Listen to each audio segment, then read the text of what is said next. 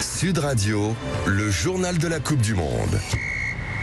Ah là c'est mieux, Lucien Gaspard. C'est mieux, bah oui, forcément. Avec un jingle c'est beaucoup mieux. Parlons effectivement du CAB à Dupont, puisqu'il n'y a pas une journée qui passe sans qu'on prenne les nouvelles du demi de mêlée. Oui, et on observe chacun des faits et gestes d'Antoine Dupont, et aujourd'hui il a sprinté, il a fait des courses à haute intensité, et il a même récupéré des ballons après des chandelles que lui a envoyé Gaëtan Boissard et Nicolas Jean-Jean, les préparateurs physiques du 15 de France. Donc voilà, tout va bien pour Antoine, et il passe les étapes de sa récupération petit à petit et de mieux en mieux.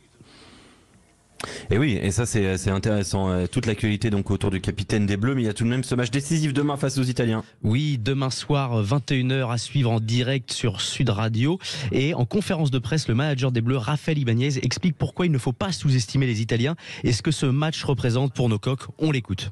Alors on a évidemment pris le temps de revenir sur ce match lors du précédent tournoi Destination, mais aussi des précédentes rencontres qui nous ont opposés aux Italiens. Ça a été chaque fois un combat très âpre avec une équipe italienne en constante progression. On ne maîtrisera pas forcément la remise en question chez eux, leur façon dont ils ont pu aborder cette semaine après ce qu'ils ont vécu face à la Nouvelle-Zélande. Ça en fait ça leur appartient. En revanche, nous on a besoin d'être forts sur ce que l'on sait faire, c'est-à-dire ce que l'engagement, notre état d'esprit, et surtout c'est un test de maîtrise en fait.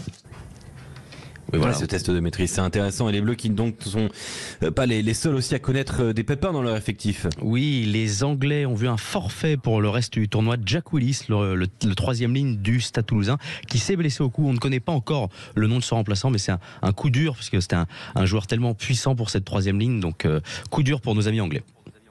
Oui, et puis il y a France-Italie, donc ce qui demande donc il y a France-Italie demain, pardon, mais une autre affiche attire l'attention de la planète rugby ce week-end. Oui, c'est le Écosse-Irlande à 21h samedi soir, match également à suivre en direct sur Sud Radio. Et alors pour résumer, voilà, les coéquipiers de Finn Russell, les Écossais, doivent gagner sans laisser le bonus défensif aux Irlandais, et ils doivent avoir le bonus offensif pour se qualifier. Gregor Townsend, le sélectionneur de l'équipe d'Écosse, a remplacé 12 des vainqueurs de la faible équipe de Roumanie pour mettre son équipe type face aux Irlandais. Normal, vous me direz, hein, tout comme les Irlandais qui ont mis l'équipe type avec Johnny Sexton capitaine et Ian Anderson titulaire à la place de James Ryan. Donc voilà, choc de Celtes, choc de Titans samedi soir à 21h.